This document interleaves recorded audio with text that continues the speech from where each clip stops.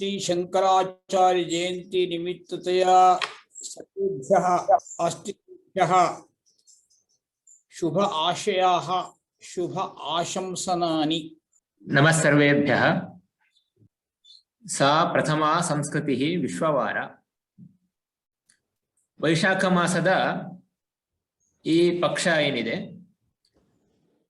ಈ ಪಕ್ಷವು ಭಾರತೀಯ ಸಂಸ್ಕೃತಿಯನ್ನ ಎಲ್ಲೆಡೆಗೆ ಪಸರಿಸಿದಂತಹ 4 ಮಹಾತ್ಮರ ದಿನವನ್ನ ಹೊಂದಿದೆ. ಬಸವ ಜಯಂತಿಯಿಂದ ಆರಂಭವಾಗಿ ಶಂಕರ ಜಯಂತಿ, ತದನಂತರ ಅದೇ ದಿನ ಇವತ್ತೇ ರಾಮಾನುಜರ ಜಯಂತಿ ಕೂಡ ಇದೆ ಮತ್ತು ಬುದ್ಧ ಪೂರ್ಣಿಮೆಯೊಂದಿಗೆ ಈ ಪಕ್ಷ ಕೊನೆಗೊಳ್ತದೆ. ಹಾಗಾಗಿ ಈ ಪಕ್ಷ ಭಾರತೀಯ ಪರಂಪರೆಯನ್ನ ಎತ್ತಿ ಹಿಡಿದಂತಹ ಸಂತ ಮಹಾತ್ಮರನ್ನ ನೆನಪಿಸಿಕೊಳ್ಳುವ ಮತ್ತು ಅವರಿಂದ ಪ್ರೇರಣೆಯನ್ನ, ನಮ್ಮ ಜೀವನಕ್ಕೆ ಪ್ರೇರಣೆಯನ್ನ ಪಡೆದುಕೊಳ್ಳುವಂತಹ ಪಕ್ಷವಾಗಿ ಸಲ್ಲಬೇಕು ಎನ್ನುವುದು ಅನೇಕ ಹಿರಿಯರ ಆಶಯವಾಗಿದೆ. ಆ ದೃಷ್ಟಿಯಿಂದ ಈ ಪಕ್ಷವನ್ನ ಸಂಸ್ಕೃತಿ ಪಕ್ಷವಾಗಿ ಆಚರಣೆ ಮಾಡ್ತಾ ಇದ್ದೇವೆ. ಭಾಷೆಗಳು ಸಂಸ್ಕೃತಿಯನ್ನ ಪಸರಿಸುವ ಮಾಧ್ಯಮಗಳು. ಯಾವ ಭಾಷೆ ಭಾರತೀಯ ಸಂಸ್ಕೃತಿಯನ್ನ ಪಸರಿಸಲು ಮಾಧ್ಯಮ ಆಗಿದೆಯೋ ಅದೆಲ್ಲವೂ ಕೂಡ ಒಂದು ರೀತಿಯಲ್ಲಿ ಸಂಸ್ಕೃತ ಭಾಷೆನೇ ಆಗ್ತದೆ. ಹಾಗಾಗಿ ಇದು ಸಂಸ್ಕೃತಿ ಪಕ್ಷ. ಈ ಪಕ್ಷದಲ್ಲಿ ಬಸವಶಂಕರಾದಿಗಳ ಸಂದೇಶವನ್ನ ಅರಿಯುವಂತಹ ಪ್ರಯತ್ನವನ್ನ ಮಾಡಲಾಗ್ತಾ ಇದೆ. ನಿನ್ನೆ ಬಸವರ ಜೀವನ ಮತ್ತು ಸಂದೇಶದ ಬಗ್ಗೆ ಭಾಷಣ ಇತ್ತು. ಇವತ್ತು ಶಂಕರರ ಜೀವನ ಮತ್ತು ಸಂದೇಶದ ಬಗ್ಗೆ ತಿಳಿಸಿಕೊಡುವಂತವರು ವಿದ್ವಾನ್ ಗಣೇಶ ಈಶ್ವರ ಭಟ್ಟರವರು. ಅವರ ಪರಿಚಯವನ್ನ ಮಾಡಿಕೊಡಬೇಕಾಗಿ ವೇದ ವಿಜ್ಞಾನ ಶೋಧ ಸಂಸ್ಥಾನದ ನಿರ್ದೇಶಕರಾದಂತಹ ಡಾಕ್ಟರ್ ಮಹಾಬಲೇಶ್ವರ ಭಟ್ ಇವರಲ್ಲಿ ಕೇಳ್ಕೊಳ್ತೇನೆ. ಮುಕ್ತಾರಮಾಸಾದ್ಯ ಯಮೇವಂತ್ಯ ಸರಸ್ವತಿ ಸ್ವಾರ್ಥ ಸಮನ್ವಿತಾಭೂತ್ ನಿರಸ್ತ ದುಸ್ತರ್ಕ ಕಲಂಕ ಪಂಕ ನಮಾಮಿತಂ ಶಂಕರಮರ್ಚಿತಾಂಘ್ರಿಂ. ಇವತ್ತು ನಮ್ಮ ಸಂಸ್ಥೆಯ ಉಪನಿದೇಶಕರಾದಂತಹ ಡಾಕ್ಟರ್ ತಿಲಕ್ ರಾವ್ ಹೇಳಿದ ಹಾಗೆ ಶಂಕರ ರಾಮಾನುಜ ಜಯಂತಿ ವೈಶಾಖ ಶುಕ್ಲ ಪಂಚಮಿಯಂದು ಶಂಕರ ಭಗವತ್ಪಾದರ ಅವತಾರವಾಗ್ತದೆ. ಅವರು ದಾರ್ಶನಿಕರಲ್ಲಿ ಅಗ್ರಗಣ್ಯರು. ದಾರ್ಶನಿಕರ ಸರಣಿ ಮಾಲೆ ಇದ್ರೂ ಕೂಡ ಆ ಮಾಲೆಯಲ್ಲಿ ಹೇಗೆ ಶಿಖಾಮಣಿಗೆ ವಿಶಿಷ್ಟವಾದ ಸ್ಥಾನ ಇರುತ್ತದೋ ಹಾಗೆ ಅನೇಕ ದಾರ್ಶನಿಕರು ಈ ಭಾರತ ಭೂಮಿಯಲ್ಲಿ, ಪುಣ್ಯ ಭೂಮಿಯಲ್ಲಿ ಜನ್ಮವನ್ನ ಪಡೆದಿದ್ದಾರೆ. ಅವರಲ್ಲಿ ಶಿಖಾಮಣಿಯ ಸ್ಥಾನದಲ್ಲಿರುವಂಥವರು ಶಂಕರ ಭಗವತ್ಪಾದರು. ಅವರ ಜೀವನವೇ ಒಂದು ಸಂದೇಶ. ಅವರು ನೀಡಿದಂತಹ ಭಾಷ್ಯ ಇತ್ಯಾದಿಗಳೇ ನಮಗೆ ಕೈಪಿಡಿ. ಅವರ ಜೀವನ ಸಂದೇಶ, ಸಂಸ್ಕೃತ ಮತ್ತು ಸಂಸ್ಕೃತಿಗೆ ಅವರ ಕೊಡುಗೆ ಏನು ಎಂಬುದನ್ನ ಇವತ್ತು ನಮ್ಮ ಮುಂದೆ ಉಪಸ್ಥಾಪನೆ ಮಾಡುತ್ತಾ ಇರುವಂಥವರು ವಿದ್ವಾನ್ ಡಾಕ್ಟರ್ ಗಣೇಶ್ ಈಶ್ವರ ಭಟ್ ಇವರು ವೇದಾಂತ ಶಾಸ್ತ್ರದಲ್ಲಿ ವಿಶೇಷವಾದಂತಹ ಪರಿಶ್ರಮವುಳ್ಳಂಥವರು, ಅಂತರ್ದೃಷ್ಟಿಯುಳ್ಳಂಥವರು. ಸೋಂದಾ ಸ್ವರ್ಣವಲ್ಲಿ ಶ್ರೀಚರಣರ ಬಳಿಯಲ್ಲಿ ವೇದಾಂತದ ಅಧ್ಯಯನವನ್ನು ಮಾಡಿದಂಥವರು. ತಿರುಪತಿ ರಾಷ್ಟ್ರೀಯ ಸಂಸ್ಕೃತ ವಿದ್ಯಾಪೀಠದಲ್ಲಿ PhD ವಿದ್ಯಾವಾರಿಧಿ ಉಪಾಧಿಯನ್ನ ಪಡೆದಂಥವರು. ಅನೇಕ ಗ್ರಂಥಗಳನ್ನ ಕೂಡ ಬರೆದಿದ್ದಾರೆ. ಶೃಂಗೇರಿ ಜಗದ್ಗುರುಗಳ 60 ವರ್ಷದ ಪೂರ್ತಿಯ ಸಂದರ್ಭದಲ್ಲಿ, ವರ್ಧಂತಿಯ ಸಂದರ್ಭದಲ್ಲಿ ಜಗದ್ಗುರುಗಳನ್ನ ಇಟ್ಕೊಂಡು ಅವರ ಸಾಧನೆ, ಅವರ ಮಹತ್ವವನ್ನ ತಿಳಿಸುವಂತಹ ಶ್ಲೋಕ ಸಮುಚ್ಚಯವನ್ನ ಕೂಡ ಬರೆದಿದ್ದಾರೆ. ಪ್ರಸ್ತುತ ಅವರು ರಾಷ್ಟ್ರೀಯ ಕೇಂದ್ರೀಯ ಸಂಸ್ಕೃತ ವಿಶ್ವವಿದ್ಯಾಲಯದ ಪರಿಸರ ಶೃಂಗೇರಿ ಪರಿಸರದಲ್ಲಿ ವೇದಾಂತ ವಿಭಾಗದಲ್ಲಿ ಪ್ರಮುಖರಾಗಿ ಜವಾಬ್ದಾರಿಯನ್ನು ನಿರ್ವಹಿಸ್ತಾ ಇದ್ದಾರೆ. ಅನೇಕ ವಿದ್ಯಾರ್ಥಿಗಳಿಗೆ ಪಾಠನವನ್ನು ಮಾಡ್ತಾ ಇದ್ದಾರೆ. ನಿತ್ಯ ಪಾಠಕರು, ಉಪನ್ಯಾಸಕರು, ಯುವ ವಿದ್ವಾಂಸರು ಅಂತ ವಿದ್ವಲ್ಲೋಕದಲ್ಲಿ ಸುಪರಿಚಿತರು. ಅವರು ಇವತ್ತು ಶಂಕರ ಭಗವತ್ಪಾದರ ಕೊಡುಗೆಯ ಬಗ್ಗೆ ಮಾರ್ಗದರ್ಶನವನ್ನ ಮಾಡಲಿದ್ದಾರೆ. ಅದೇ ರೀತಿ ವೇದ ವಿಜ್ಞಾನ ಗುರುಕುಲ, ವೇದ ವಿಜ್ಞಾನ ಶೋಧ ಸಂಸ್ಥಾನ, ಈ ಎಲ್ಲಾ ಸಂಸ್ಥೆಗಳ ಮಾರ್ಗದರ್ಶಕ ಮಂಡಳಿಯ ಸದಸ್ಯರೂ ಹೌದು. ಅವರಿಗೆ ನಮ್ಮ ನಿಮ್ಮೆಲ್ಲರ ಪರವಾಗಿ, ಶ್ರೋತೃ ವೃಂದದ ಪರವಾಗಿ ಹಾಗೂ ವೇದ ವಿಜ್ಞಾನ ಶೋಧ ಸಂಸ್ಥಾನದ ಪರವಾಗಿ ಹಾರ್ದಿಕವಾದಂತಹ ಸ್ವಾಗತವನ್ನು ಕೋರ್ತೇನೆ. ಅದೇ ರೀತಿ ಇವತ್ತು ನಮ್ಮ ಸಂಸ್ಥೆಯ ಅಧ್ಯಕ್ಷರಾದಂತಹ ಪ್ರೊಫೆಸರ್ ವಿದ್ವಾನ್ ರಾಮಚಂದ್ರ ಭಟ್ ಕೋಟೆಮನೆಯವರು ನಮ್ಮ ಜೊತೆಗಿದ್ದಾರೆ. ಅದೇ ರೀತಿ ಅನೇಕ ವಿದ್ಯಾಸಂಸ್ಥೆಗಳ, ಶಿಕ್ಷಣ ಸಂಸ್ಥೆಗಳ ಪ್ರಮುಖರು, ಅನೇಕ ಜಿಜ್ಞಾಸುಗಳು, ಶಂಕರ ಭಗವತ್ಪಾದರ ಬಗ್ಗೆ ತಿಳ್ಕೊಳ್ಳುವಂತಹ ಜಿಜ್ಞಾಸೆಯುಳ್ಳಂತಹ ಅನೇಕರು, ಗುರುಕುಲದ ಹಿರಿಯ ವಿದ್ಯಾರ್ಥಿಗಳು, ವರ್ತಮಾನದಲ್ಲಿರುವಂತಹ ವಿದ್ಯಾರ್ಥಿಗಳು, ಪಾಲಕರು ಎಲ್ಲರೂ ಕೂಡ ನಮ್ಮ ಜೊತೆಗಿದ್ದಾರೆ. ಅವರಿಗೆಲ್ಲರಿಗೂ ಕೂಡ ವೇದ ವಿಜ್ಞಾನ ಶೋಧ ಸಂಸ್ಥಾನದ ಪರವಾಗಿ ಹಾರ್ದಿಕವಾದ ಸ್ವಾಗತವನ್ನ ಹೇಳ್ತಾ, ಈಗ ವಿದ್ವಾನ್ ಗಣೇಶ್ ಈಶ್ವರ ಭಟ್ ಅವರು ತಮ್ಮ ಪ್ರವಚನವನ್ನ ನೀಡಬೇಕಾಗಿ ಕೋರಿಕೆ. ಶ್ರೀ ಗುರುಭ್ಯೋ ನಮಃ. ಶ್ರುತಿ ಸ್ಮೃತಿ ಪುರಾಣಾನಾಂ ಆಲಯಂ ಕರುಣಾಲಯಂ ನಮಾಮಿ ಭಗವತ್ಪಾದ ಶಂಕರಂ ಲೋಕಶಂಕರಂ. ಭಾರತೀ ಕರುಣಾಪಾತ್ರಂ ಭಾರತೀ ಪದಭೂಷಣಂ ಭಾರತೀ ಪದಮಾರೂಢಂ ಭಾರತೀ ತೀರ್ಥಮಾಶ್ರಯೇ. ವಿದ್ಯಾವಿನಯ ಸಂಪನ್ನಂ ವೀತರಾಗಂ ವಿವೇಕಿನಂ ವಂದೇ ವೇದಾಂತ ತತ್ವಜ್ಞಂ ವಿಧುಶೇಖರ ಭಾರತೀ.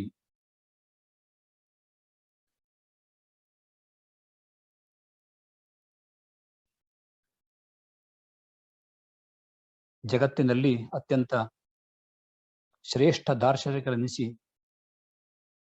ದಾರ್ಶನಿಕ ಜಗತ್ತಿನ ಸಾರ್ವಭೌಮರಾಗಿ ಮೆರೆದ ಆದಿ ಶಂಕರಾಚಾರ್ಯರ ಪಾದಕಮಲಗಳಿಗೆ ಸಾಷ್ಟಾಂಗ ಪ್ರಣಾಮಗಳನ್ನು ಸಲ್ಲಿಸುತ್ತಾ ನಿಮಗೆಲ್ಲರಿಗೂ ಈ ಪವಿತ್ರ ದಿವಸದ ಶಂಕರ ಜಯಂತಿಯ ಶುಭಾಶಯಗಳನ್ನು ಕೋರುತ್ತೇನೆ. ಆದಿಶಂಕರಾಚಾರ್ಯರು ನಮ್ಮ ಭರತ ಭೂಮಿಯಲ್ಲಿ ಹುಟ್ಟಿ ಇಡೀ ಭರತ ಭೂಮಿಯನ್ನು ಬೆಳಗಿ ಜಗತ್ ಪ್ರಸಿದ್ಧರಾಗಿ, ಜಗದ್ವಂದ್ಯರಾಗಿ, ಜಗತ್ತಿನ ಹಿತವನ್ನು ಬಯಸಿ, ಇಡೀ ಮನುಕುಲದ ಹಿತವನ್ನು ಬಯಸಿ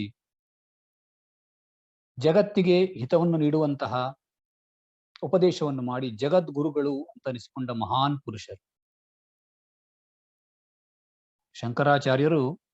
ಅವರು ಯಾವುದೇ ಒಂದು ನಮ್ಮ ಭಾರತ ಭೂಮಿಗೆ ಮಾತ್ರವಲ್ಲ, ಇಡೀ ಪ್ರಪಂಚಾದ್ಯಂತ ಜಗದ್ಗುರು ಅನ್ನುವಂತಹ ಒಂದು ವಿಶೇಷಣವನ್ನು ನಾವು ಬಳಸಿ ಹೇಳ್ತೇವೆ. ಜಗದ್ಗುರು ಆದಿಶಂಕರಾಚಾರ್ಯ. ಜಗದ್ಗುರುಗಳು ಅಂತ ಹೇಳಿಸಿಕೊಳ್ಳುವಾಗ ಅಂತಹ ಒಂದು ಶ್ರೇಷ್ಠ ಸ್ಥಾನ, ಶ್ರೇಷ್ಠ ತತ್ವಜ್ಞಾನ, ಇದು ಶಂಕರಾಚಾರ್ಯರ ವೈಶಿಷ್ಟ್ಯ.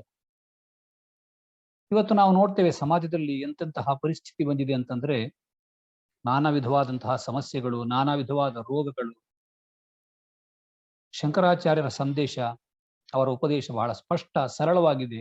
ಮನುಷ್ಯನಿಗೆ ದುಃಖ ಬರುವುದು ಯಾಕೆ? ಮನುಷ್ಯನಿಗೆ ಕಾಯಿಲೆಗಳು ಬರುವುದು ಯಾಕೆ? ಅದಕ್ಕೆ ಮನುಷ್ಯನಿಗೆ ಯಾವಾಗ ಈ ಶರೀರ ಸಂಬಂಧ ಅಂತ ಬಂತು, ಆತ್ಮನಿಗೆ ಶರೀರ ಸಂಬಂಧ ಅಂತ ಯಾವಾಗ ಬಂತೋ ಆವಾಗಿನಿಂದಲೂ ನಾನಾ ವಿಧವಾದಂತಹ ಶಾರೀರಿಕ ಮಾನಸಿಕ ಸಮಸ್ಯೆಗಳು ಇದ್ದೇ ಇರ್ತವೆ. ನಹವೈ ಸಶರೀರಸ್ಯ ಸತಃ ಪ್ರಿಯಾ ಪ್ರಿಯಯೋ ರಪಹತಿರಸ್ತಿ ಅಂತ ಉಪನಿಷತ್ ಹೇಳಿದೆ. ಅದನ್ನು ಶಂಕರಾಚಾರ್ಯ ವಿವರಣೆ ಮಾಡಿ, ಆತ್ಮನಿಗೆ ಈ ಶರೀರ ಸಂಬಂಧದಿಂದಾಗಿ ತನ್ನ ಸ್ವಸ್ವರೂಪದ ಅರಿವು ಏನು, ಆತ್ಮಜ್ಞಾನದ ಕುರಿತಾಗಿ ಇವನಿಗೆ ತಿಳಿದುಕೊಳ್ಳಿಕ್ಕೆ ಇಚ್ಛೆನೂ ಇಲ್ಲ, ಅದ್ರ ಬಗ್ಗೆ ಪ್ರಯತ್ನನೂ ಮಾಡ್ತಾ ಇಲ್ಲ. ಈ ಆತ್ಮನ ಅಜ್ಞಾನದಿಂದಾಗಿ ಇವನಿಗೆ ಶರೀರದೊಟ್ಟಿಗೆ ಸಂಬಂಧ ಹಾಗೇ ಉಳ್ಕೊಂಡಿದೆ. ಅದಕ್ಕಾಗಿ ಅವನ ಸಮಸ್ಯೆಗಳು ಈ ಶಾರೀರಿಕ ವ್ಯಾಧಿ ಇರಬಹುದು ಅಥವಾ ಇನ್ನು ಯಾವುದೇ ಸಮಸ್ಯೆಗಳಿರ್ಬೋದು. ಅದಕ್ಕಾಗಿ ಈ ಅಜ್ಞಾನವನ್ನ, ಎಲ್ಲದಕ್ಕೂ ಮೂಲ ಕಾರಣವಾದಂತಹ ಅಜ್ಞಾನವನ್ನು ದೂರ ಮಾಡಬೇಕು. ಆ ಅಜ್ಞಾನವನ್ನ ದೂರ ಮಾಡಲಿಕ್ಕೆ ಒಂದೇ ಒಂದು ಔಷಧ, ಅಜ್ಞಾನವೆಂಬ ರೋಗವನ್ನ ದೂರ ಮಾಡುವ ಏಕೈಕ ಔಷಧ, ಅದು ಜ್ಞಾನ. ಜ್ಞಾನ ಅಂತಂದ್ರೆ ಯಾವುದೋ ಒಂದು ಪ್ರಾಪಂಚಿಕ ವಸ್ತುವಿನ ತಿಳುವಳಿಕೆ ಅಲ್ಲ, ಅದು ಆತ್ಮಜ್ಞಾನ. ಆ ಕಾರಣಕ್ಕಾಗಿ ಆತ್ಮಜ್ಞಾನ ಒಂದೇ ಇಡೀ ಮನುಕುಲದ ಹಿತವನ್ನು ಸಾಧಿಸುವಂತಹ ಏಕೈಕ ಸಾಧನ ಅಂತ ಅತ್ಯಂತ ಸ್ಪಷ್ಟವಾದಂತಹ ಸಂದೇಶವನ್ನು ಜಗತ್ತಿಗೆ ಕೊಟ್ಟು, ನಹಿ ಜ್ಞಾನೇನ ಸದೃಶಂ, ಜ್ಞಾನಕ್ಕೆ ಸಮಾನವಾದಂತಹದ್ದು ಇನ್ನೊಂದು ಯಾವುದೂ ಇಲ್ಲ ಅಂತ ಹೇಳಿ ಅಷ್ಟು ಜ್ಞಾನದ ಉತ್ಕೃಷ್ಟತೆಯನ್ನು ಸಾರದಂತು. ಶಂಕರಾಚಾರ್ಯರ ಒಂದೊಂದು ಉಪದೇಶವನ್ನು ನಾವು ಗಮನಿಸ್ತಾ ಹೋದ್ರೆ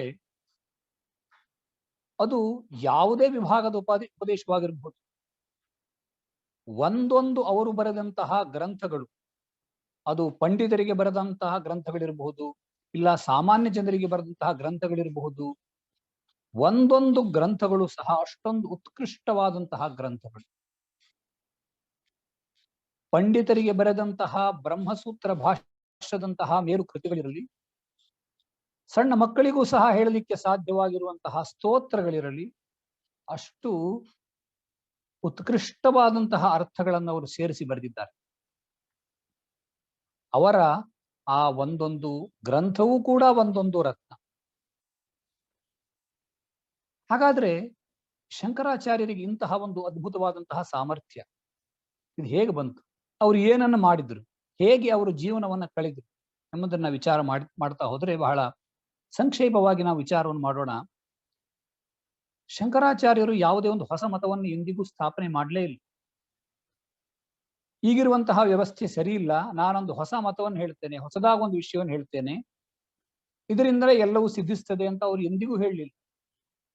ಹೊಸದಾದ ಮತವನ್ನು ಸ್ಥಾಪನೆ ಮಾಡಿದಿದ್ರೆ ಅವರು ಇಂತಹ ಜಗದ್ಗುರುವಿನ ಸ್ಥಾನವನ್ನು ಪಡಿತಾ ಇರಲಿಲ್ಲ. ಅವರು ಮಾಡಿದ್ದೇನು ಅಂತಂದ್ರೆ, ನಮ್ಮ ಸನಾತನ ಧರ್ಮದಲ್ಲಿ ಯಾವ ಯಾವ ಅಂಶಗಳಿದ್ವೋ, ನಮ್ಮ ಸನಾತನ ಧರ್ಮದ ಸನಾತನ ಸಂಸ್ಕೃತಿಯ ಪ್ರತಿಪಾದಕವಾದ ಯಾವ ಗ್ರಂಥಗಳಿವೆಯೋ ಅವೆಲ್ಲವುಗಳ ರಕ್ಷಣೆಗಾಗಿ ಅವುಗಳನ್ನೇ ಆಧರಿಸಿ ಮರೆತು ಹೋದ, ಮುಚ್ಚಿ ಹೋದಂತಹ ವಿಷಯಗಳನ್ನ ಮತ್ತೆ ಸ್ಫುಟಗೊಳಿಸಿ ಜಗತ್ತಿಗೆ ತೋರಿಸಿದರು. ಶಂಕರಾಚಾರ್ಯರ ಸಿದ್ಧಾಂತ ಅದು ವೇದ ಮೂಲಕವಾದಂತಹ ಸಿದ್ಧಾಂತ. ಇವತ್ತು ಇಡೀ ಜಗತ್ತು ಒಪ್ಪುಕೊಂಡಂತಹ ಒಂದು ಸತ್ಯ ಏನು ಅಂತಂದ್ರೆ, ಇದು ಬಹಳ ಹಿಂದೆ ಗೊತ್ತಾದಂತಹ ಸತ್ಯ. ಪ್ರಪಂಚದ ಅತ್ಯಂತ ಪ್ರಾಚೀನ ಗ್ರಂಥಗಳು ಅಂತಂದ್ರೆ ವೇದಗಳು. ಆ ವೇದಗಳು ಭರತ ಭೂಮಿಯಲ್ಲಿ ಇಷ್ಟು ವ್ಯಾಪಕವಾಗಿ ಇವತ್ತಿಗೂ ಸಹ ಅಧ್ಯಾಪನ ಪರಂಪರೆಯಲ್ಲಿ ಉಳಿದುಕೊಂಡು ಬಂದಿರುವಂತಹದ್ದು ನಮ್ಮ ಭಾಗ್ಯ. ಆ ವೇದಗಳೇ ಮುಂದೆ ಬೇರೆ ಬೇರೆ ಸ್ಮೃತಿಗಳಿರಬಹುದು, 18 ಪುರಾಣಗಳು, 18 ಉಪಪುರಾಣಗಳು, ಕಾವ್ಯ, ಸಾಹಿತ್ಯ, ದರ್ಶನಗಳು, ನಾಟಕಗಳು, ಇತಿಹಾಸ ಗ್ರಂಥಗಳು, ಈ ಎಲ್ಲವುಗಳ ಮೂಲ ಆ ವೇದಗಳು.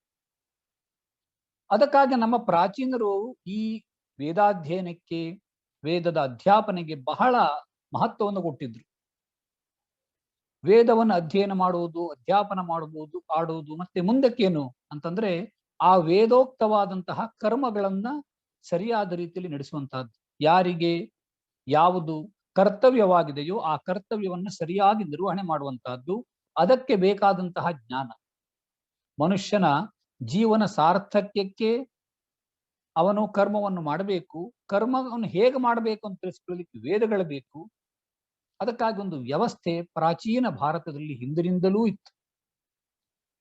ಶಂಕರಾಚಾರ್ಯರು ಸಹ ಸ್ಪಷ್ಟವಾಗಿ ಸಾಧನಾ ಪಂಚಕದಲ್ಲಿ ವೇದೋ ನಿತ್ಯ ಮಧೀಯತಾಂ ತದುಜಿತಂ ಕರ್ಮ ಸ್ವನುಷ್ಠೀಯತಾಂ. ಶಂಕರಾಚಾರ್ಯರು ಸನ್ಯಾಸಿಗಳು, ಬಾಲ ಸನ್ಯಾಸಿಗಳು, ಸನ್ಯಾಸದ ಮಹತ್ವವನ್ನ ಸಾರದಂತವರು. ಆದರೆ ಶಂಕರಾಚಾರ್ಯರು ತಮ್ಮ ಉಪದೇಶ ಪಂಚಕದ ಆರಂಭದಲ್ಲಿ ಇದನ್ನು ಹೇಳ್ತಾರೆ. ಏನು ಅಂತಂದ್ರೆ ತದುಜಿತಂ ಕರ್ಮ ಸ್ವನುಷ್ಠೀಯತಾಂ. ಅವರಿವರಿ ಆಯಾ ಜನರಿಗೆ ಕರ್ತವ್ಯವಾಗಿ ಯಾವ ಯಾವ ಕರ್ಮಗಳಿವೆಯೋ ತಮ್ಮ ತಮ್ಮ ಕರ್ತವ್ಯವನ್ನು ಅವರು ಸರಿಯಾಗಿ ಮಾಡಲೇಬೇಕು. ಅದನ್ನು ಬಿಟ್ಟು ಅವ್ರು ಬೇರೆ ಇನ್ನೇನನ್ನೋ ಮಾಡ್ಲಿಕ್ಕೆ ಹೋಗ್ಬಾರ್ದು. ಸ್ವಧರ್ಮೀಯ ನಿಧನಂ ಶ್ರೇಯ ಪರಧರ್ಮೋ ಭಯಾವಹ ಅಂತ ಗೀತಾಚಾರ್ಯನ ಮಾತು. ಅದಕ್ಕಾಗಿಯೇ ಭಗವದ್ಗೀತೆಯಲ್ಲಿ ನಾವು ನೋಡ್ತೇವೆ, ಅರ್ಜುನನು ತನ್ನ ಕರ್ತವ್ಯವಾದಂತಹ ಯುದ್ಧವನ್ನು ಬಿಟ್ಟು ತಾನು ಸುಮ್ಮನೆ ಭಿಕ್ಷಾಟನೆ ಹೊರಟು ಬಿಡ್ತೇನೆ ಅಂತ ಹೇಳಿದಾಗ ಸ್ವಯಂ ಭಗವಂತನೇ ಅದನ್ನು ತಡಿತಾನೆ. ಯಾಕೆಂದ್ರೆ ನಿನ್ನ ಕರ್ತವ್ಯ ಏನು, ನೀನು ಮಾಡಬೇಕಾದಂತಹ ಕೆಲಸವಿದೆ. ಇದನ್ನೇ ಶಂಕರ ಭಗವತ್ಪಾದರು ಅತ್ಯಂತ ಸ್ಪಷ್ಟವಾಗಿ ಕರ್ಮಾನುಷ್ಠಾನವನ್ನು ಪ್ರತಿಯೊಬ್ಬರು ಮಾಡಲೇಬೇಕು. ಯಾಕೆಂತಂದ್ರೆ ಕರ್ಮ ಸನ್ಯಾಸಕ್ಕೆ ಇನ್ನೂ ಬಹಳ ಯೋಗ್ಯತೆ ಬೇಕು, ಅದಕ್ಕೆ ಬಹಳ ಇನ್ನೂ ಸಾಧನೆಗಳು ಬೇಕು. ಹೀಗೆ ಶಂಕರ ಭಗವತ್ಪಾದರು ವೇದ ಅಧ್ಯಯನ, ವೇದೋಕ್ತ ಕರ್ಮಾನುಷ್ಠಾನಕ್ಕೆ ಮಹತ್ವವನ್ನು ಕೊಟ್ಟು ಅದನ್ನು ಮುಂದಕ್ಕೆ ಹಾಗೆ ಬೆಳೆಸಿದರು. ಮಾತ್ರವಲ್ಲ, ಏನು ಒಂದು ಕಾಲಗತಿಯಿಂದ, ಕಲಿಕಾಲದ ಕಲ್ಮಶದಿಂದ ಒಂದು ಲೋಪವಾಗಿತ್ತು, ಆ ಲೋಪವನ್ನು ಸರಿಪಡಿಸಿದರು. ಅದು ಯದ್ಯಪಿ ಮಹಾನ್ ಲೋಪವಾಗಿತ್ತು. ಅದೇನು ಅಂತಂದ್ರೆ, ಈ ವೇದಗಳಲ್ಲಿ ಪೂರ್ವ ಭಾಗ, ಉತ್ತರ ಭಾಗ, ಕರ್ಮಕಾಂಡ, ಜ್ಞಾನಕಾಂಡ ಅಂತ ಹೆಸರು. ಕರ್ಮಕಾಂಡಕ್ಕೆ ಕುಮಾರಿಲ ಭಟ್ಟರಂತಹ ಮಹಾನ್ ವ್ಯಕ್ತಿಗಳ ಒಂದು ಪರಿಶ್ರಮದಿಂದಾಗಿ ಸ್ಥಾನ ಬಂತು. ಆದರೆ ಈ ವೇದಾಂತ ಅಥವಾ ಉಪನಿಷತ್ತುಗಳು ಅಥವಾ ಜ್ಞಾನಕಾಂಡ ಅಂತ ಏನ್ ಹೇಳ್ತೇವೆಯೋ, ಇದರ ಬಗ್ಗೆ ಉಪೇಕ್ಷೆ ಹಾಗೆಯೇ ಇತ್ತು. ಉಪನಿಷತ್ತುಗಳ ಅರ್ಥವನ್ನೇ ತಿಳಿಯಲಿಕ್ಕೆ ಜನರಿಗೆ ಇಚ್ಛೆ ಇರಲಿಲ್ಲ, ಅಥವಾ ಅದಕ್ಕೆ ಯಾರು ಪ್ರಯತ್ನಿಸಲೂ ಇಲ್ಲ. ಅಥವಾ ಕೆಲವೊಮ್ಮೆ ಆ ದಿಶೆಯಲ್ಲಿ ಕೆಲವರು ಪ್ರಯತ್ನ ಮಾಡಿದರೂ ಅವರು ಯಶಸ್ವಿಗಳಾಗಿಲ್ಲ. ಯಾಕೆ ಅಂತಂದ್ರೆ, ಆ ದಿಶೆಯಲ್ಲಿ ಪ್ರಯತ್ನವನ್ನ ಮಾಡಿದರೂ ಸಹ ಅದು ಆ ಉಪನಿಷತ್ತುಗಳಿಗೆ ಬರದಂತಹ ವ್ಯಾಖ್ಯಾನಗಳು ಅಪರಿಪೂರ್ಣವಾಗಿಯೋ ಅಪಕ್ವವಾಗಿಯೋ ಹೇಗೋಗಿಯೋ ಇತ್ತು.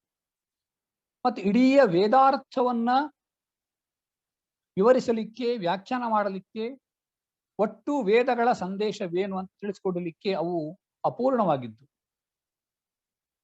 ವೇದಾಂತ ಶಾಸ್ತ್ರದ ಅಥವಾ ಉಪನಿಷತ್ತುಗಳ ಅರ್ಥವನ್ನ ತಿಳಿದುಕೊಳ್ಳಬೇಕು ಅಂತಂದ್ರೆ, ವೇದಗಳ ಒಂದು ಸ್ಥಾನವನ್ನ, ವೇದಗಳಿಗೆ ಯಾವ ಮಹತ್ವವಿದೆಯೋ ಅದನ್ನು ಇಟ್ಟುಕೊಂಡೇ ಬರಬೇಕು. ಸುಮ್ಮನೆ ಜ್ಞಾನ ಅಂತ ಹೇಳಿ ಕರ್ಮಕಾಂಡವನ್ನು ನಿರಾಕರಣೆ ಮಾಡ್ಲಿಕ್ಕೆ ಆಗೋದಿಲ್ಲ. ಅದಕ್ಕಾಗಿ ಶಂಕರಾಚಾರ್ಯರು ಮಾಡಿದಂತಹ ವೈಶಿಷ್ಟ್ಯ ಅಥವಾ ಅವರ ಸಾಧನೆ ಏನು ಅಂತಂದ್ರೆ, ಕರ್ಮಕಾಂಡ, ಜ್ಞಾನಕಾಂಡ ಎರಡಕ್ಕೂ ಸಹ ಒಂದು ಸಮುಚಿತವಾದಂತಹ ಸ್ಥಾನವನ್ನು ಕೊಟ್ಟಿದ್ದಾರೆ. ಹಾಗೆ ಕರ್ಮಕಾಂಡ ಒಂದು ಹಂತದ ತನಕ ನಮಗೆ ಬೇಕು ಅಂತ ಅನಿಸಿದ್ರು, ಕೊನೆಯಲ್ಲಿ ಸರ್ವಂ ಕರ್ಮಾಖಿಲಂ ಪಾರ್ಥ ಜ್ಞಾನೇ ಪರಿಸಮಾಪ್ಯತೆ ಅಂತ ಹೇಳಿದ ಹಾಗೆ ಆ ಜ್ಞಾನ ಎನ್ನುವುದು ಎಲ್ಲರೂ ಪಡೆದುಕೊಳ್ಬೇಕು. ಸರ್ವೇಶಾಂಚ ಜ್ಞಾನೇ ಅಧಿಕಾರ. ಮಾರ್ಗಗಳು ಬೇರೆ ಬೇರೆ ಇರಬಹುದು, ಆದರೆ ಜ್ಞಾನ ಪ್ರಾಪ್ತಿಯಿಂದಲೇ ಮನುಷ್ಯ ಜನ್ಮದ ಸಾರ್ಥಕ್ಯ. ಅದಕ್ಕಾಗಿ ಉಪನಿಷತ್ತುಗಳು ಯಾವ ತತ್ವವನ್ನ ಬೋಧಿಸಿದವೋ ಆ ಉಪನಿಷತ್ ಪ್ರತಿಪಾದ್ಯ ತತ್ವವನ್ನ ಜಗತ್ತಿಗೆ ತಿಳಿಸಿಕೊಟ್ಟು, ಇದರಲ್ಲಿಯೇ ಸರ್ವಸ್ವವಿದೆ.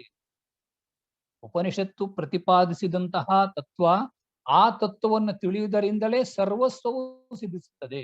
ಕಾರಣ ಎಲ್ಲರೂ ಈ ಆತ್ಮ ತತ್ವಜ್ಞಾನದ ಕುರಿತು ಜಾಗೃತರಾಗಿ ಉತ್ತಿಷ್ಠತ ಪ್ರಾಪ್ಯತ, ಉತ್ತಿಷ್ಠತ ಜಾಗೃತ ಪ್ರಾಪ್ಯ ವರಾನ್ನಿಬೋಧತ, ಈ ಒಂದು ಆತ್ಮಜ್ಞಾನದ ಮಾರ್ಗಕ್ಕೆ ಬನ್ನಿ ಅಂತ ಆಯಾ ಜನರ ಸಾಮರ್ಥ್ಯಕ್ಕೆ, ಬುದ್ಧಿಮಟ್ಟಕ್ಕೆ ಅನುಸಾರವಾಗಿ ದಾರಿಯನ್ನು ತೋರಿಸಿದ್ದಾರೆ. ಯಾಕೆಂತಂದ್ರೆ ಲೋಕದಲ್ಲಿ ನಾನಾ ವಿಧವಾದ ಜನರಿರ್ತಾರೆ. ಕೆಲವರಿಗೆ ಬುದ್ಧಿ ಸಾಮರ್ಥ್ಯ ಇರಬಹುದು, ಇನ್ನು ಕೆಲವರಿಗೆ ಇರದೇ ಇರಬಹುದು. ಒಬ್ಬೊಬ್ಬರಿಗೆ ಒಂದೊಂದು ಮಾರ್ಗದಲ್ಲಿ ಆಸಕ್ತಿ, ರುಚಿ ಇರಬಹುದು. ಶಂಕರಾಚಾರ್ಯರು ಅವರವರ ಒಂದು ಸಾಮರ್ಥ್ಯಕ್ಕೆ ಅನುಸಾರವಾಗಿ ಬೋಧನೆ ಮಾಡಿ, ಎಲ್ಲರೂ ಬಂದು ಬ್ರಹ್ಮಸೂತ್ರ ಭಾಷ್ಯವನ್ನೇ ಓದಿ ಉಳಿದೆಲ್ಲವನ್ನು ಬಿಟ್ಟುಬಿಡಿ ಅಂತ ಹೇಳಿಲ್ಲ. ಅಥವಾ ಯಾರು ಅಂತಹ ಗ್ರಂಥಗಳನ್ನು ಓದ್ಬೇಡಿ, ಸುಮ್ಮನೆ ನೀವು ಬೇರೆ ಯಾವ್ದಾದ್ರೂ ಕರ್ಮವನ್ನು ಮಾಡ್ಕೊಂಡಿರಿ, ಅಥವಾ ನೀವು ಏನ್ ತಿಳಿದಿದ್ದೀರೋ ಇಷ್ಟೇ ಇದೆ, ಇದಕ್ಕೂ ಮುಂದೆ ಬೇರೆ ಏನೂ ಇಲ್ಲ ಅಂತಾನು ಹೇಳಿಲ್ಲ. ಹಂತ ಹಂತವಾಗಿ ಅವರವರ ಸಾಮರ್ಥ್ಯಕ್ಕೆ ಅನುಸಾರವಾಗಿ ಅರ್ಥವನ್ನ, ತತ್ವವನ್ನ ಬೋಧನೆ ಮಾಡಿದ್ದಾರೆ. ಶಂಕರಾಚಾರ್ಯರ ಒಂದು ಉಪದೇಶಕ್ಕೆ, ಅವರ ಒಂದು ಸಾಧನೆಗೆ ಹಿನ್ನೆಲೆಯಾಗಿ ನಿಂತದ್ದು ಈ ಉಪನಿಷತ್ತುಗಳು. ಉಪನಿಷತ್ತುಗಳು ಇವು ನಮ್ಮ ಭಾರತದೊಂದು ಆಸ್ತಿ. ವೇದಗಳು, ಉಪನಿಷತ್ತುಗಳು. ಉಪನಿಷತ್ತುಗಳ ವೈಶಿಷ್ಟ್ಯ ಏನು ಅಂತಂದ್ರೆ, ಇವು ಉಪನಿಷತ್ತುಗಳು ತಮ್ಮ ಒಂದು ಅರ್ಥವನ್ನು ನಿರೂಪಣೆ ಮಾಡುವಾಗ ಎಲ್ಲವನ್ನೂ ಮಾಡಿವೆ ಅಂತಂದ್ರೆ ಅರ್ಥ ಏನು? ಇಡೀ ವೇದದ ಒಂದು ಸಾರವನ್ನ ತೋರಿಸ್ಕೊಡ್ಲಿಕ್ಕೆ ಪ್ರಯತ್ನ ಮಾಡಿವೆ. ಉಪನಿಷತ್ತುಗಳು ಬೋಧನೆ ಮಾಡದಂತಹ ಅರ್ಥದಲ್ಲಿ ಅದಕ್ಕಾಗಿ ನಾವು ಏನು ನೋಡ್ತೇವೆ ಅಂತಂದ್ರೆ, ವೇದದ ಸಾರವನ್ನು ನೋಡಿದ್ದೇವೆ. ವೇದದ ಸಾರ ಅಡಗಿರುವಂತಹದ್ದು ಉಪನಿಷತ್ತುಗಳು. ಶಂಕರಾಚಾರ್ಯರು ಈ ಒಂದು ಗಟ್ಟಿಯಾದಂತಹ ಅಸ್ತ್ರವನ್ನು ಹಿಡ್ಕೊಂಡು, ಉಪನಿಷತ್ತು ಎನ್ನುವಂತಹ ಮಹಾಸ್ತ್ರವನ್ನು ಇಟ್ಟುಕೊಂಡು, ಆತ್ಮಜ್ಞಾನ ಎನ್ನುವಂತಹ ಮಹಾಸ್ತ್ರವನ್ನು ಇಟ್ಟುಕೊಂಡು ಇಡೀ ಭಾರತಾದ್ಯಂತ ಸಂಚಾರ ಮಾಡಿ. ಅವರು ಹುಟ್ಟಿದಂತಹ ಸ್ಥಳ ಕೇರಳದ ಕಾಲಟಿ ಅಂತ. ಅವರು ಅತ್ಯಂತ ತಮ್ಮ ಬಾಲ್ಯದಲ್ಲಿಯೇ ಈ ಇಡೀ ಭಾರತ, ಶಂಕರಾಚಾರ್ಯರ ಲಕ್ಷ್ಯ ಇಡೀ ಭಾರತ. ಅವರು ಅತ್ಯಂತ ಬಾಲ್ಯದಲ್ಲಿಯೇ ತಾಯಿಯ ಅನುಮತಿಯೊಂದಿಗೆ ಸನ್ಯಾಸವನ್ನು ಪಡೆದು ಮುಂದೆ ಅವರು ಇಡೀ ಭಾರತದಂತ ಯಾತ್ರೆಯನ್ನು ಪ್ರಾರಂಭ ಮಾಡ್ತಾರೆ. ನರ್ಮದಾ ನದಿಯ ತೀರದಲ್ಲಿ ಗುರು ಗೋವಿಂದ ಭಗವತ್ಪಾದರ ದರ್ಶನವನ್ನು ಮಾಡಿ ಅವರಿಂದ ಸನ್ಯಾಸವನ್ನು ಪಡೆದು ಮುಂದೆ ಬೇರೆ ಬೇರೆ ಪ್ರದೇಶಗಳಿಗೆ ಸಂಚಾರವನ್ನು ಮಾಡ್ತಾರೆ. ಅವರ ಒಂದು ಪರಿಭ್ರಮಣದ ಮಾರ್ಗಗಳನ್ನು ನಾವು ಗಮನಿಸಿದರೆ ಇಡೀ ಭಾರತಾದ್ಯಂತ ಸಂಚಾರ ಮಾಡ್ತಾರೆ. ಕೊನೆಯಲ್ಲಿ ಕಾಶ್ಮೀರದ ಸರ್ವಜ್ಞ ಪೀಠವನ್ನು ಆರೋಹಣ ಮಾಡ್ತಾರೆ. ಒಬ್ಬ ದಕ್ಷಿಣ ಭಾರತದ ಬಾಲ ಸನ್ಯಾಸಿಯಾದಂತಹ ಶಂಕರಾಚಾರ್ಯರು ಇಡೀ ಭಾರತವನ್ನ ಸಂಚಾರವನ್ನು ಮಾಡಿ ಆ ಕಾಲದಲ್ಲಿರುವಂತಹ ಪಂಡಿತರಿಗೆ, ಪಾಮರರಿಗೆ, ಎಲ್ಲರಿಗೂ ಸಹ ಈ ನಮ್ಮ ಧರ್ಮ ಮತ್ತು ಸಂಸ್ಕೃತಿಯ ತತ್ವಗಳನ್ನ ಬೋಧಿಸಿ ಕೊನೆಯಲ್ಲಿ ಕಾಶ್ಮೀರದ ಸರ್ವಜ್ಞ ಪೀಠವನ್ನು ಆರೋಹಣವನ್ನು ಮಾಡ್ತಾರೆ. ಬದರಿಯಲ್ಲಿ ಅಂತರ್ಧಾನವಾಗ್ತಾರೆ. ಕೇವಲ 32 ವರ್ಷ ಬದುಕಿ ಅವರ ಮಾಡಿದಂತಹ ಸಾಧನೆ ಅದು 32,000 ವರ್ಷಗಳು ಕಳೆದರೂ ಕಳೆದು ಹೋಗುವುದಿಲ್ಲ. ಅವರ ಒಂದು ಸಾಮರ್ಥ್ಯ ಅಂತದ್ದು. ಅವರು ಒಂದೊಂದು ಮುಖವನ್ನು ಅವರನ್ನ ಗಮನಿಸಿದರೆ ನೋಡಿ, ಅವರು ಮಹಾನ್ ಪಂಡಿತರು. ಸರ್ವಜ್ಞ ಪೀಠವನ್ನು ಆರೋಹಣ ಮಾಡಿದ್ದಾರೆ ಅಂತಂದ್ರೆ ಅವರನ್ನ ವಾದದಲ್ಲಿ, ಜ್ಞಾನದಲ್ಲಿ ಯಾರು ಮೀರಿಸಲಿಕ್ಕೆ ಸಾಧ್ಯವಿಲ್ಲ. ಸರ್ವಜ್ಞ ಪೀಠವನ್ನು ಆರೋಹಣ ಮಾಡಿದರು. ಮಹಾನ್ ಪಂಡಿತರು, ಮಹಾನ್ ಮೇಧಾವಿಗಳು. ಮತ್ತೆ ಬೇರೊಂದು ಶರೀರವನ್ನು ಪ್ರವೇಶ ಮಾಡುವಷ್ಟರ ಮಟ್ಟಿಗೆ ಅವರ ಒಂದು ಯೋಗ ವಿದ್ಯೆ, ಅಂತಹ ಮಹಾನ್ ಯೋಗ ಸಾಧಕರು. ಜೊತೆಗೆ ಅವರು ಬರೆದಂತಹ ಆ ಗ್ರಂಥಗಳೇನಿವೆಯೋ ಬಹಳ ಉತ್ಕೃಷ್ಟವಾದಂತಹ ಗ್ರಂಥಗಳು. ಪದ್ಯ ರಚನೆ, ಅದು ಗದ್ಯ ಇರಬಹುದು, ಪದ್ಯ ಇರಬಹುದು. ಅವರ ಭಾಷ್ಯದ ಪಂಕ್ತಿಗಳನ್ನ ನಾವು ಗಮನಿಸಿದಾಗ ಅವರು ಭಗವದ್ಗೀತೆ, ಉಪನಿಷತ್ತು ಮತ್ತು ಬ್ರಹ್ಮಸೂತ್ರಗಳಿಗೆ ಭಾಷ್ಯವನ್ನು ಬರೆದಿದ್ದಾರೆ. ಆ ಭಾಷ್ಯದಲ್ಲಿರುವಂತಹ ಭಾಷೆ ಅತ್ಯಂತ ಲಲಿತವಾದಂತಹ ಭಾಷೆ, ಸೌಂದರ್ಯದಿಂದ ಕೂಡಿದಂತಹ ಭಾಷೆ. ಇನ್ನು ಪದ್ಯ ಗ್ರಂಥಗಳಿಗೆ ಬಂದರಂತೂ ಅವರ ಆ ಪದ್ಯದ ಸಾಹಿತ್ಯದಲ್ಲಿರುವ ಸೌಂದರ್ಯ ಲಹರಿಯಂತಹ ಅವರ ರಚನೆಯನ್ನು ನೋಡಿದಾಗ ಎಷ್ಟು ಒಂದು ಸಂಸ್ಕೃತ ಭಾಷೆಯಲ್ಲಿ ಅವರಿಗೆ ಪ್ರೌಢಿಮೆ ಇತ್ತು, ಅಥವಾ ಕಾವ್ಯಶಾಸ್ತ್ರ ರೀತಿಯ ಗ್ರಂಥ ರಚನೆಯಲ್ಲಿ ಎಷ್ಟು ಅವರು ಮೇಲ್ಮಟ್ಟದಲ್ಲಿ ಇದ್ದರು ಅಂತ ಅರ್ಥವಾಗ್ತದೆ. ಹೀಗೆ ಒಬ್ಬ ಮಹಾನ್ ಕವಿಗಳು, ಮಹಾನ್ ಯೋಗ ಸಾಧಕರು, ಮಹಾನ್ ಪಂಡಿತರು, ಜೊತೆಗೆ ಈ ಭಾರತದಲ್ಲಿರುವಂತಹ ಧರ್ಮ ಮತ್ತು ಸಂಸ್ಕೃತಿಯ ತತ್ವಗಳನ್ನ ಉಳಿಸಬೇಕು ಎನ್ನುವಂತಹ ಕಳಕಳಿ, ಇದು ಬಹಳ ದೊಡ್ಡದು. ಯಾಕೆಂತಂದ್ರೆ ಜ್ಞಾನಿಯಾದಂಥವನಿಗೆ ಈ ಜಗತ್ತಿನ ಸ್ಥಿತಿಯ ಅರಿವಾಗಿರುತ್ತದೆ. ಇಲ್ಲಿ ಯಾವುದು ಸತ್ಯ, ಯಾವುದು ಮಿಥ್ಯೆ ಎಂಬುದರ ಕುರಿತು ತಿಳುವಳಿಕೆ ಇರುತ್ತದೆ. ಆದರೆ ಅಜ್ಞಾನಿಗಳಿಗೆ, ಸಾಮಾನ್ಯ ಜನರಿಗೆ ಇದ್ರ ಬಗ್ಗೆ ಏನೂ ಗೊತ್ತಿರೋದಿಲ್ಲ. ಅಲ್ಲಿಗೆ ಜ್ಞಾನಿಯಾದಂಥವನ ಕರ್ತವ್ಯ ಏನಾಗಿರುತ್ತದೆ ಅಂತಂದ್ರೆ ಸಾಮಾನ್ಯ ಜನರಿಗೂ ಸಹ ಬೋಧನೆಯನ್ನು ಮಾಡಿ ಅವರನ್ನು ಜ್ಞಾನ ಮಾರ್ಗಕ್ಕೆ ತರುವಂತಹದ್ದು. ಆ ಕೆಲಸವನ್ನು ಶಂಕರಾಚಾರ್ಯರು ಜೀವನ ಪರ್ಯಂತ ಮಾಡಿದರು. ಜೊತೆಗೆ ಆ ಕಾಲದಲ್ಲಿ ಶಂಕರಾಚಾರ್ಯರ ಅವತಾರ ಮಾಡಿದಂತಹ ಕಾಲ ಅಂತಂದ್ರೆ ನಾನಾ ವಿಧವಾದ ಶಾಸ್ತ್ರಗಳು, ನಾನಾ ವಿಧವಾದ ದರ್ಶನಗಳು, ತಂತ್ರಗಳು ಎಲ್ಲವೂ ತುಂಬಿಕೊಂಡಿತ್ತು. ಎಲ್ಲರೂ ಪಂಡಿತರೇ, ಆದರೆ ಸರಿಯಾಗಿ ಇಡೀ ವೇದ, ಉಪನಿಷತ್ತು, ಪುರಾಣ ಹಾಗೂ ನಮ್ಮ ಧರ್ಮದ ಒಟ್ಟು ಸಾರವನ್ನ ಇದಮಿತ್ತಂ ಅಂತ ಒಂದು ಏಕಸೂತ್ರದಲ್ಲಿ ಬಂಧನ ಮಾಡುವಂತಹ ಸಾಮರ್ಥ್ಯ ಯಾರಿಗೂ ಇರುವುದಿಲ್ಲ. ಈ ಏಕಸೂತ್ರದಲ್ಲಿ ಬಂಧನ ಇದೆಯಲ್ಲ, ಇದು ಬಹಳ ದೊಡ್ಡ ಕೆಲಸ. ಹೂವುಗಳು ಬೇರೆ ಬೇರೆಯಾಗಿದ್ರು, ಒಂದು ಸೂತ್ರ ಆ ಎಲ್ಲಾ ಹೂವುಗಳನ್ನು ಪೋಣಿಸಿ ಒಂದು ಸುಂದರವಾದಂತಹ ಮಾಲೆಯನ್ನು ನಿರ್ಮಾಣ ಮಾಡ್ತಾರೆ. ಸೂತ್ರಕ್ಕೆ ಆ ಸಾಮರ್ಥ್ಯ ಇದೆ. ಹಾಗೆಯೇ ಶಂಕರಾಚಾರ್ಯರು ಯದ್ಯಪಿ ಭಾಷ್ಯಕಾರರು, ಆದರೂ ಸೂತ್ರಕಾರರು. ಅಂತಂದ್ರೆ ನಮ್ಮ ಭಾರತೀಯ, ಸನಾತನ ಭಾರತೀಯ ಧರ್ಮದಲ್ಲಿರುವಂತಹ ಎಲ್ಲ ಒಳ್ಳೆಯ ಅಂಶಗಳನ್ನ ಒಂದು ಸೂತ್ರದಲ್ಲಿ ಬೋಧನೆಯನ್ನು ಮಾಡಿದ್ದಾರೆ. ಅದಕ್ಕಾಗಿ ಅವರು ಮಾಡಿದಂತಹ ಕಾರ್ಯಕ್ಕೆ ಹೆಚ್ಚಿನ ವಿರೋಧವನ್ನು ಜನರು ಮಾಡಲಿಲ್ಲ. ಯಾಕೆ ಅಂತಂದ್ರೆ ಅವ್ರು ಏನು ಮಾಡಿದ್ರು, ನಮ್ಮ ಧರ್ಮದಲ್ಲಿರುವಂತಹ ಕೆಲವು ತಪ್ಪು ಅಂಶಗಳನ್ನ, ಅಂತಂದ್ರೆ ಕಾಲಕ್ರಮೇಣ ಮನುಷ್ಯನ ರಾಗದ್ವೇಷಾದಿಗಳಿಂದ ಕೆಲವು ಬೇಡದೇ ಹೋದ ವಿಷಯಗಳು ಸೇರ್ಕೊಂಡು ಬಿಟ್ಟಿದ್ದು, ಅಂತಹವುಗಳನ್ನ ಮಾತ್ರ ಖಂಡನೆಯನ್ನು ಮಾಡಿದ್ರು. ಪರಿಶುದ್ಧವಾದಂತಹ ವೇದಗಳ ಸಿದ್ಧಾಂತವನ್ನು ಹಾಗೆಯೇ ರಕ್ಷಣೆಯನ್ನು ಮಾಡಿದ್ರು. ಅದಕ್ಕಾಗಿ ಎಲ್ಲ ದೇವತೆಗಳೂ ಶಂಕರಿಗೆ ಉಪಾಸ್ಯರು. ಶಂಕರಾಚಾರ್ಯರು ಪಂಚಾಯತನ ಪೂಜೆಯನ್ನು ಆಚರಣೆಗೆ ತಂದಿರುವುದು ಕೂಡ ಅದಕ್ಕೆ. ನೋಡಿ, ನಮ್ಮ ದೇಶದಲ್ಲಿ ನಾವು ಬೇರೆ ಬೇರೆ ಕಡೆಗಳಲ್ಲೋ ಬೇರೆ ಬೇರೆ ಸಂದರ್ಭಗಳಲ್ಲೂ ನೋಡ್ತೇವೆ. ಆ ದೇವತೆ ಶ್ರೇಷ್ಠನೋ ಈ ದೇವತೆ ಶ್ರೇಷ್ಠನೋ, ಅವರು ಶ್ರೇಷ್ಠರೋ ಇವರು ಶ್ರೇಷ್ಠರು, ಪರಸ್ಪರ ನಿಂದನೆ, ಸ್ವಮತವನ್ನ ತಮಗೆ ಬೇಕಾದ ವಿಷಯಕ್ಕೆ ಪೋಷಣೆ ಕೊಡುವುದು, ಬೇರೆ ಮತವನ್ನ ದೂಷಣೆ ಮಾಡುವುದು, ಇದನ್ನೆಲ್ಲ ನೋಡ್ತೇವೆ. ಶಂಕರಾಚಾರ್ಯರು ಯಾವ ಇಂತಹ ಒಂದು ಸಂಕುಚಿತ ಭಾವನೆಗೊಳಗಾಗಲಿಲ್ಲ. ಅವರ ಕೆಲಸವೇ ಸಮನ್ವಯ. ಪರಸ್ಪರ ವಿರುದ್ಧರಾದಂಥವರನ್ನ ಒಗ್ಗೂಡಿಸಿ ಸರಿಯಾದ ದಾರಿಗೆ ತರುವುದು. ಶಿವ, ವಿಷ್ಣು, ಸೂರ್ಯ, ಗಣಪತಿ, ಶಿವ, ಅಂಬಿಕೆ, ಶಿವ, ವಿಷ್ಣು ಪಂಚಾಯತನ ಪೂಜೆಯ ಆಚರಣೆಗೆ ತಂದ್ರು. ಎಲ್ಲ ದೇವತೆಗಳು ಕೂಡ ನಮಗೆ ಉಪಾಸ್ಯರು. ಯಾವುದೊಂದು ದೇವತೆ ಮೇಲೂ ಯಾರೊಬ್ಬನ ಕೀಳು ಅಂತ ಅಲ್ಲ. ಯಾಕೆ ಅಂತಂದ್ರೆ ಎಲ್ಲಾ ದೇವತೆಗಳು ಆ ಒಂದೇ ಪರಮಾತ್ಮನ ಬೇರೆ ಬೇರೆ ರೂಪಗಳು. ಹಾಗಿರುವಾಗ ಅವನು ಶ್ರೇಷ್ಠ ಇವನು ಕನಿಷ್ಠ ಎನ್ನುವಂತಹ ಮಾತೇ ಬರೋದಿಲ್ಲ.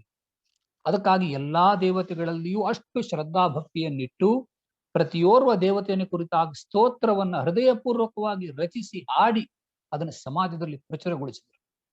ಅದಕ್ಕಾಗಿ ಶಂಕರಾಚಾರ್ಯರು ಎಲ್ಲರಿಗೂ ಇಷ್ಟವಾದರು.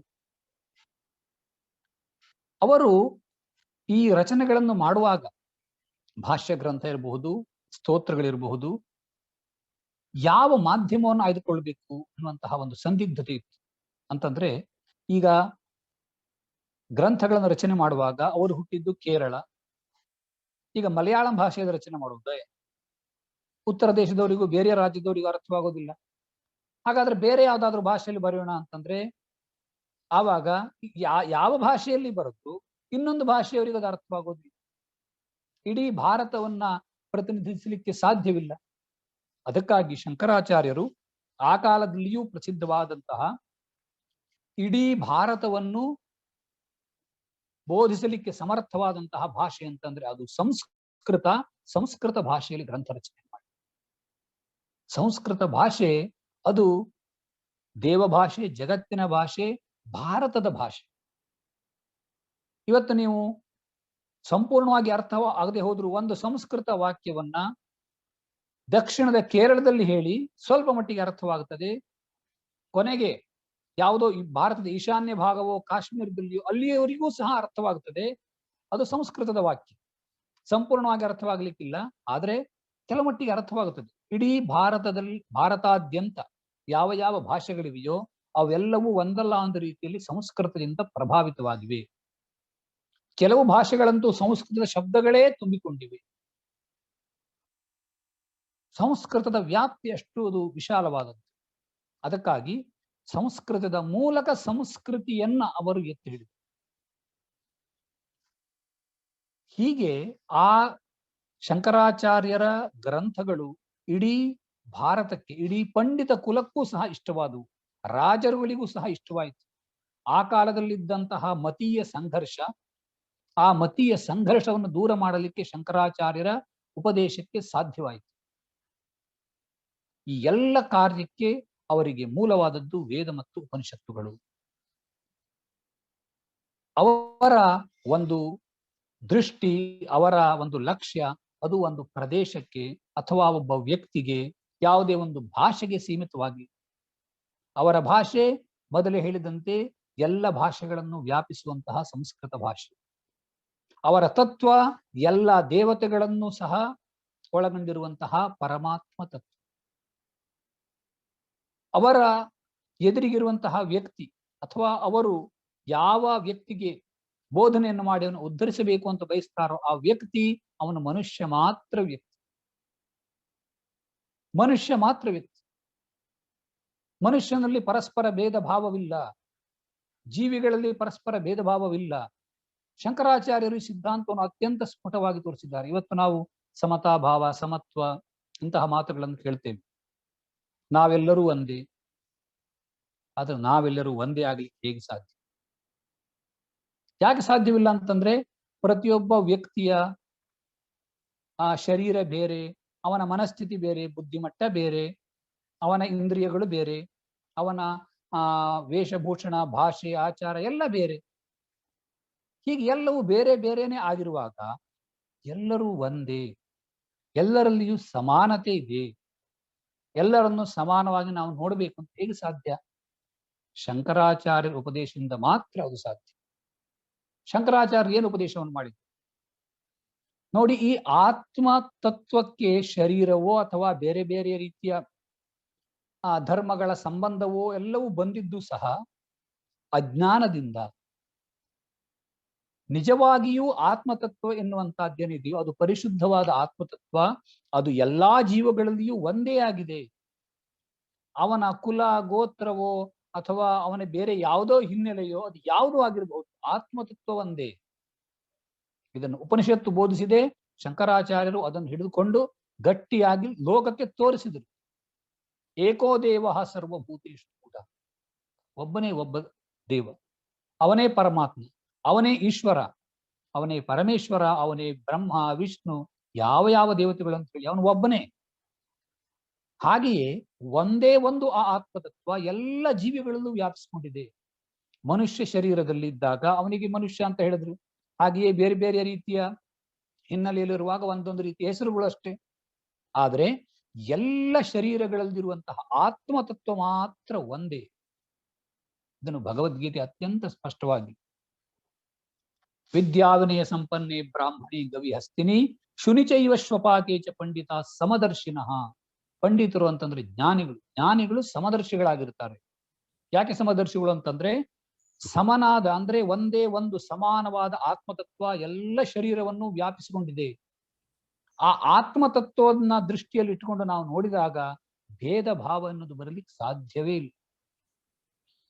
ಯಾರು ಉತ್ಕೃಷ್ಟ, ಯಾರು ಕನಿಷ್ಠ, ಯಾರು ಆತ್ಮಜ್ಞಾನವನ್ನು ಪಡೆದಿದ್ದಾನೋ ಅವನು ಉತ್ಕೃಷ್ಟ.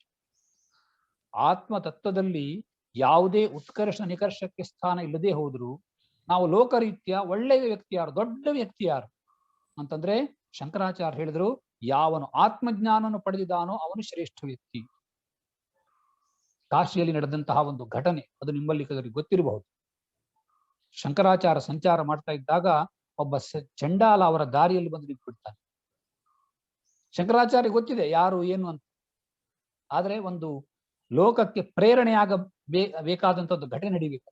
ಅದಕ್ಕಾಗಿ ಯಾಕೆ ನಿಂತಿದ್ದೀಯಾ ದಾರಿ ಮೇಲೆ, ದಾರಿಯಿಂದ ಸರಿ, ನೀವು ಅಪಸರ ಅಂತ ಹೇಳ್ತಾರೆ.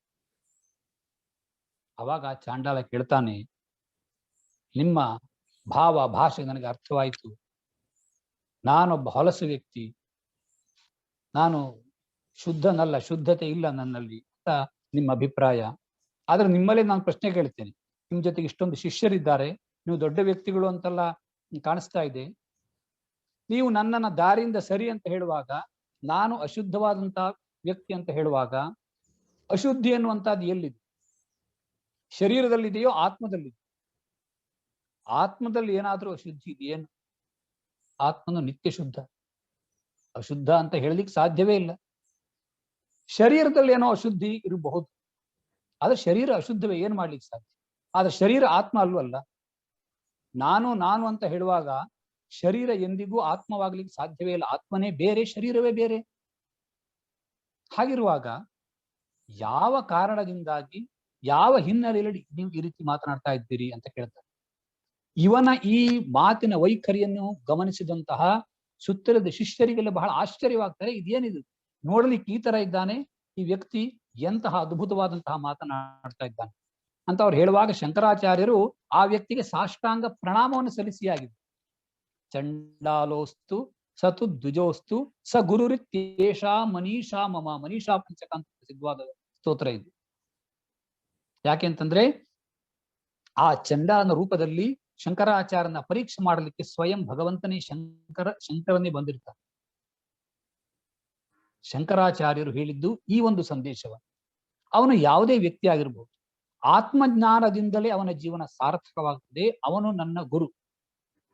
ಆತ್ಮಜ್ಞಾನವನ್ನು ಪಡೆದಂತವನು ಅಥವಾ ಆತ್ಮಜ್ಞಾನವನ್ನು ಇನ್ನೊವರಿಗೆ ಉಪದೇಶ ಮಾಡಲಿಕ್ಕೆ ಸಮರ್ಥನಾದಂತವನು ಗುರು.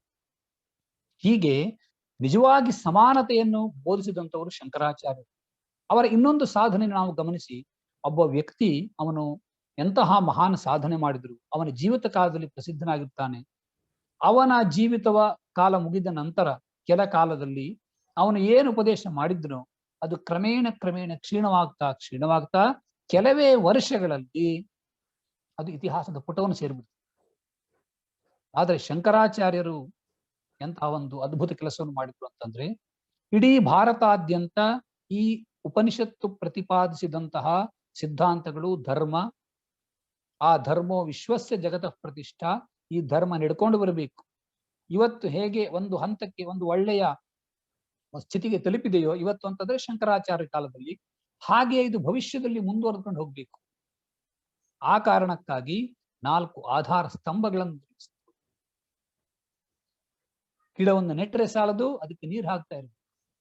ಹಾಗೆ ಒಂದು ದೀಪವನ್ನು ಹಚ್ಚಿ, 4 ದಿಕ್ಕುಗಳಲ್ಲೂ ದೀಪವನ್ನು ಹಚ್ಚಿ ಭಾರತವನ್ನು ಬೆಳಗಿ, ಆ ದೀಪಕ್ಕೆ, ಆ ಜ್ಞಾನ ದೀಪಕ್ಕೆ ನಿತ್ಯವೂ ತೈಲ ಧಾರೆಯನ್ನ ಇರುವ ವ್ಯವಸ್ಥೆಯನ್ನು ಮಾಡಿದ್ರು. ಚತುರಾಮ್ನಾಯ ಪೀಠಗಳನ್ನು ಸ್ಥಾಪನೆ ಮಾಡಿದರು.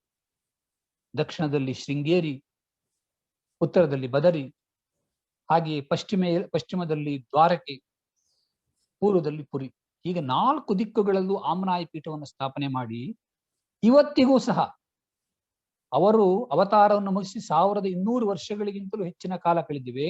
ಇವತ್ತಿಗೂ ಸಹ ಆಯಾ ಒಂದು ಮಠದ ಪೀಠಾಧಿಪತಿಗಳಿಗೆ, ಅವರ ಶಿಷ್ಯರಿಗೆ, ಈ ಪರಂಪರೆಯಲ್ಲಿ ಬಂದಂತಹ ಸನ್ಯಾಸಿಗಳಿಗೆ ಶಂಕರಾಚಾರ್ಯರು ಅಂತಾನೆ ಸಂಬೋಧನೆ ಮಾಡ್ತಾರೆ. ಶಂಕರಾಚಾರ್ಯರು ಅಂತಾನೆ ಸಂಬೋಧನೆ. ಅಂದ್ರೆ ಅವರು ಅವತ್ತು ಏನು ಒಂದು ಕೆಲಸವನ್ನು ಮಾಡಿದ್ರು, ಅದು ಎಷ್ಟು ದೂರದೃಷ್ಟಿ ಉಳ್ಳಂತಹ ಕೆಲಸ ಅಂತ ನಾವು ಅರ್ಥ ಮಾಡ್ಕೊಳ್ಬಹುದು. ಇವತ್ತಿಗೂ ಆ ಮಠಗಳು ಅಂತಂದ್ರೆ ಅದೇನು, ಮಠ ಛಾತ್ರಾದಿನಿಲಯ ಅಂತ ಮಾತಿದೆ. ವಿದ್ಯಾರ್ಥಿಗಳಿಗೆ ಅಧ್ಯಯನ ಮತ್ತು ಅಧ್ಯಾಪನ ಮಾಡುವಂತಹ ಸ್ಥಳ. ಆ ಅಧ್ಯಯನ ಅಧ್ಯಾಪನ ಪರಂಪರೆಯನ್ನು ಶಂಕರಾಚಾರ್ಯರು ಅತ್ಯಂತ ಒಳ್ಳೆಯ ರೀತಿಯಲ್ಲಿ ಸಾಗುವ ರೀತಿಯಲ್ಲಿ ವ್ಯವಸ್ಥೆಯನ್ನು ಮಾಡಿದರು. ನಮ್ಮ ದೇಶದ ಆಸ್ತಿ ಅಂದ್ರೆ ಏನು ಅಂತಂದ್ರೆ, ಬಹಳ ದುಡ್ಡಿದೆ, ಬಹಳ ದೇಶಗಳ ಮೇಲೆ ಆಕ್ರಮಣ ಮಾಡಿದೆ, ಅಥವಾ ಭೌತಿಕವಾಗಿ ಇನ್ನೂ ನಾವು ಬೇರೆ ಬೇರೆ ಒಂದು ಸೀಮೆಯನ್ನು ಮೀರಿ ಬೇರೆ ಕಡೆಗೆ ಹೋಗಿದ್ದೇವೆ, ಈ ರೀತಿಯಾದಂಥದ್ದಲ್ಲ. ಇದು ನಿಜವಾದ ಆಸ್ತಿ ಅಲ್ಲ.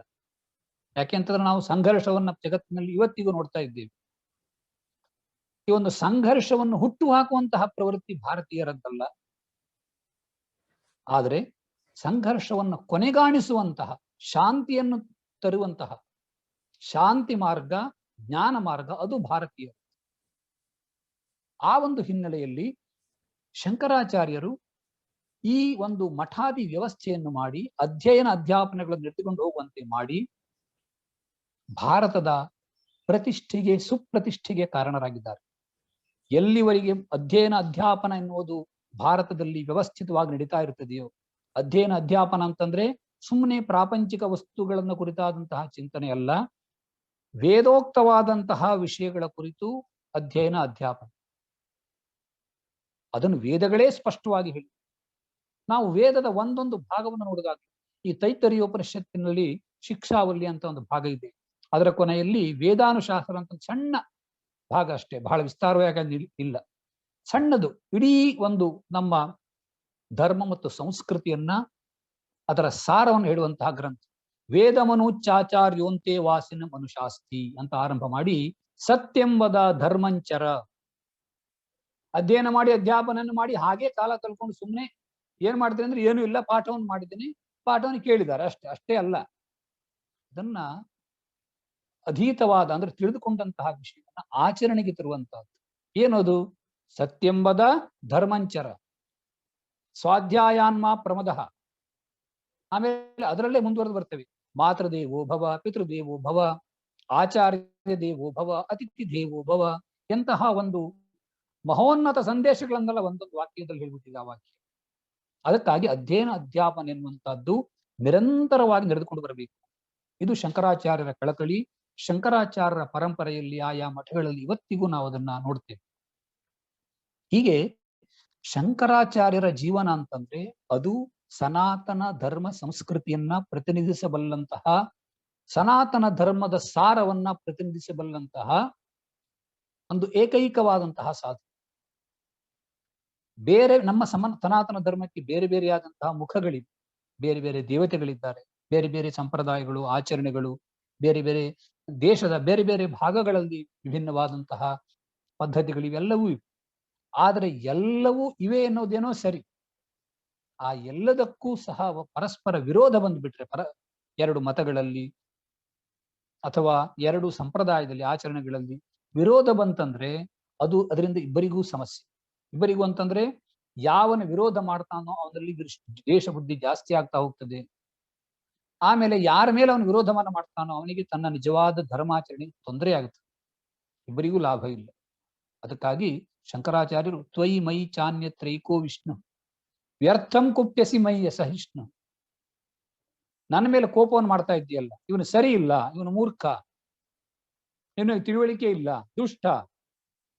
ಆದ್ರೆ ಯಾವ ಪರಮಾತ್ಮ ನಿನ್ನ ಶರೀರದಲ್ಲಿ ಅಡಗಿದ್ದಾನೋ ಅವನು ನಿನಗೂ ಕಾಣಿಸ್ತಾ ಇಲ್ಲ, ನನಗೂ ಕಾಣಿಸ್ತಾ ಇಲ್ಲ ಎನ್ನುವುದನ್ನ ಸತ್ಯ. ಆದ್ರೆ ಆ ಪರಮಾತ್ಮ ಯಾವನು ನಿನ್ನಲ್ಲಿ ಅಡಗಿದಾನೋ ಅದೇ ಪರಮಾತ್ಮ ನನ್ನಲ್ಲೂ ಅಡಗಿದಾನೆ. ಆದ್ರಿಂದ ಇನ್ನೊಂದು ವ್ಯಕ್ತಿಯನ್ನು ತೋರಿಸಿ ಇವನು ಸರಿ ಇಲ್ಲ, ಇವನು ಶೈವ, ಇವನು ವೈಷ್ಣವ, ಇವನು ಉತ್ತರ ಭಾರತ, ಇವನು ದಕ್ಷಿಣ ಭಾರತ, ಇವನು ಮತ್ತೊಬ್ಬನು, ಇವನು ಇಂತಹ ಸಂಘರ್ಷಗಳನ್ನು ಮಾಡ್ತಾ ಹೋದ್ರೆ ಯಾರಿಂದಲೂ ಏನನ್ನೂ ಸಾಧನೆ ಮಾಡ್ಲಿಕ್ಕಾಗುತ್ತೆ. ಅದಕ್ಕಾಗಿ ಒಂದೇ ಆತ್ಮತತ್ವ ಎಲ್ಲರಲ್ಲೂ ಅಡಗಿರುವ ಕಾರಣ ಆತ್ಮತತ್ವದ ಕಡೆಗೆ ನಾವು ಅಭಿಮುಖರಾಗೋಣ, ಅದನ್ನು ತಿಳಿಯಲಿಕ್ಕೆ ಪ್ರಯತ್ನವನ್ನು ಮಾಡೋಣ. ಹೀಗೆ ಮಾಡಿದರೆ ಮಾತ್ರ ಇದು ಒಬ್ಬ ವ್ಯಕ್ತಿಯ ಜೀವನದ ಸಾರ್ಥಕ್ಯ ಮಾತ್ರವಲ್ಲ, ಇಡೀ ಭಾರತದ ಒಂದು ಭವಿಷ್ಯಕ್ಕೆ, ಭಾರತದ ಉನ್ನತಿಗೆ, ಈ ಭಾರತದ ಒಂದು ಮತ್ತೊಮ್ಮೆ ಆ ಶ್ರೇಷ್ಠತೆಯನ್ನು ಪ್ರಕಾಶಪಡಿಸಲಿಕ್ಕೆ ಸಾಧ್ಯವಾಗ್ತದೆ. ಇವತ್ತು ಬೇರೆ ಬೇರೆ ದೇಶದ ಜನರು ಅಥವಾ ಪ್ರಪಂಚದ ವಿವಿಧ ಭಾಗದ ಇರುವಂತಹ ದಾರ್ಶನಿಕರು ಭಾರತದ ನಮ್ಮ ದಾರ್ಶನಿಕ ವಿಷಯಗಳಲ್ಲಿ ಆಸಕ್ತರಾಗಿದ್ದಾರೆ ಅಂತಂದ್ರೆ ಕಾರಣ ಇದು. ಅವರಿಗೆ ಗೊತ್ತಿದೆ ಭಾರತದಲ್ಲಿರುವಂತಹ ಈ ಒಂದು ದರ್ಶನ ಗ್ರಂಥಗಳು, ಅದರಲ್ಲಿಯೂ ದರ್ಶನೇಶು ದರ್ಶನೀಯತಮಂ ವೇದಾಂತ ದರ್ಶನ. ಆ ವೇದಾಂತ ದರ್ಶನ, ಆ ವೇದಾಂತ ದರ್ಶನಕ್ಕೆ ಶಂಕರಾಚಾರ್ಯರ ಕೊಡುಗೆ, ಇವೆಲ್ಲವೂ ಶಾಶ್ವತವಾಗಿರುವಂತಹ ಸತ್ಯಗಳು. ತಾತ್ಕಾಲಿಕ ಸತ್ಯಗಳು ಬರ್ತವೆ ಹೋಗ್ತವೆ ಅಷ್ಟೆ. ಆದ್ರೆ ಶಾಶ್ವತವಾದಂತಹ ಸತ್ಯವನ್ನ ಭಾರತೀಯ ಗ್ರಂಥಗಳಲ್ಲಿ, ಉಪನಿಷತ್ತುಗಳಲ್ಲಿ, ಶಂಕರಾಚಾರ್ಯರ ಗ್ರಂಥಗಳಲ್ಲಿ ಬೋಧಿಸಿದ್ದಾರೆ. ಈ ಒಂದು ಕಾರಣಕ್ಕಾಗಿ ಜಗತ್ತಿನಾದ್ಯಂತ ಶಂಕರಾಚಾರ್ಯ ಕುರಿತ ಅಂತ ಇವತ್ತಿಗೂ ಸಹ ಸಂಶೋಧನೆಗಳು, ಅಧ್ಯಯನ ಎಲ್ಲವೂ ನಡೀತಾ ಇದೆ. ಅಂತ ಒಂದು ಮಹಾಪುರುಷರು ನಮ್ಮ ಭರತ ಭೂಮಿಯಲ್ಲಿ ಆಗಿ ಹೋಗಿದ್ದಾರೆ ಎನ್ನುವುದೇ ನಮ್ಮ ಬಹಳ ದೊಡ್ಡ ಭಾಗ್ಯ. ಆದರೆ ದೌರ್ಭಾಗ್ಯ ಏನು ಅಂತಂದ್ರೆ ಇನ್ನೂ ಸರಿಯಾಗಿ ಇಡೀ ಭಾರತ ಅವರನ್ನು ಅರ್ಥ ಮಾಡಿಕೊಂಡಿಲ್ಲ. ಆ ದಿಶೆಯಲ್ಲಿ ಇನ್ನೂ ಪ್ರಯತ್ನಗಳು ಸಾಗಬೇಕಾಗಿದೆ. ಒಂದಿಷ್ಟು ಪ್ರಯತ್ನಗಳು ಆಗ್ತಾನೆ ಇವೆ. ಸ್ವಯಂ ಭಾರತ ಸರ್ಕಾರವೇ ಶಂಕರಾಚಾರ್ಯ ಜಯಂತಿಯನ್ನ ತತ್ವಜ್ಞಾನಿಗಳ ದಿವಸ ಅಂತ ಘೋಷಣೆ ಮಾಡಿದೆ. ಬೇರೆ ಬೇರೆ ರಾಜ್ಯ ಸರ್ಕಾರಗಳು ಸಹ ಅದನ್ನು ಘೋಷಣೆ ಮಾಡಿವೆ. ಹಲವು ಕಡೆಗಳಲ್ಲಿ ನಮ್ಮ ಕರ್ನಾಟಕ ರಾಜ್ಯವು ಸೇರಿದಂತೆ ಇವತ್ತು ಒಂದು ಸರ್ಕಾರದ ವ್ಯವಸ್ಥೆಯಲ್ಲಿ ಶಂಕರಾಚಾರ್ಯರ ಜಯಂತಿಯನ್ನ ಆಚರಣೆ ನಡೀತಾ ಇದೆ. ಒಂದಿಷ್ಟು ಪ್ರಯತ್ನಗಳು, ಆಶಾವಾದದ ಒಂದು ಸೂಚಕವಾದಂತಹ ಘಟನೆಗಳು ನಡೀತಾ ಇವೆ. ಇದು ಮುಂದೆ ಬಹಳ ದೊಡ್ಡದಾಗಿ ಬೆಳಿಬೇಕಾಗಿದೆ. ಹಾಗೆ ಮಾಡಿದಾಗ ಮಾತ್ರ ನಾವು ಈ ಒಂದು ಭಾರತದ ಶ್ರೇಷ್ಠತೆಯನ್ನ, ನಮ್ಮ ಜೀವನದ ಸಾರ್ಥಕ್ಯವನ್ನ ಕಾಣಲಿಕ್ಕೆ ಸಾಧ್ಯ. ಬಹುಶಃ ಸಮಯವು ಮುಗಿತಾ ಬಂದಿದೆ. ನಾವೆಲ್ಲರೂ ಮತ್ತೊಮ್ಮೆ ಜಾಗೃತರಾಗೋಣ ಅಂತಂದ್ರೆ ಶಂಕರಾಚಾರ್ಯ ತತ್ವವನ್ನು ನಾವು ತಿಳಿದು ಇನ್ನೊಬ್ಬರಿಗೆ ತಿಳಿಸಿಕೊಡೋಣ. ಒಂದು ಅವಶ್ಯವಾಗಿ ನಮ್ಮಲ್ಲಿ ಒಂದು ಆತ್ಮವಿಶ್ವಾಸ ಇರಲಿ. ಏನು ಅಂತಂದ್ರೆ ಶಂಕರಾಚಾರ್ಯರ ತತ್ವಗಳನ್ನ ಸರಿಯಾಗಿ ತಿಳಿದುಕೊಂಡ ಅಂತಾದ್ರೆ ಅವನು ಸಂಘರ್ಷಕ್ಕೆ ಇಳಿದು ಅಥವಾ ಯಾವುದೇ ಒಂದು ವಿಚ್ಛಿದ್ರಕಾರಿಯಾದಂತಹ ಪ್ರವೃತ್ತಿಗಳು ತೊಡಗೋದಿಲ್ಲ. ಅವನಿಗೆ ಈ ತತ್ವಗಳು ಅರ್ಥವಾಗದಿದ್ದಾಗ ಅಂತಹ ಘಟನೆಗಳು ನಡೆದ್ಬಿಡ್ತವೆ.